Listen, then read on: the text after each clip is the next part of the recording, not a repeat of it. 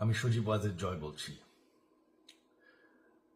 বাংলাদেশে এখন একটি বিশৃঙ্খল পরিস্থিতি চলছে। সারা দেশে আমাদের ভাঙচুর হচ্ছে, লুটপাট হচ্ছে। আমাদের শহরের বাইরে আমাদের নেতাকর্মী, আমাদের আওয়ামী লীগের নেতাকর্মীদের উপর হামলা চলছে, অনেকে হত্যা করা হয়েছে।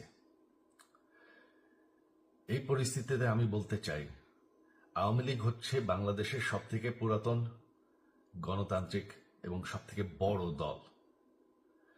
আওয়ামী লীগ কিন্তু মরে যায়নি। আওয়ামী লীগ এই দেশকে, বাংলাদেশকে স্বাধীন করেছে। আওয়ামী লীগকে শেষ করা সম্ভব না।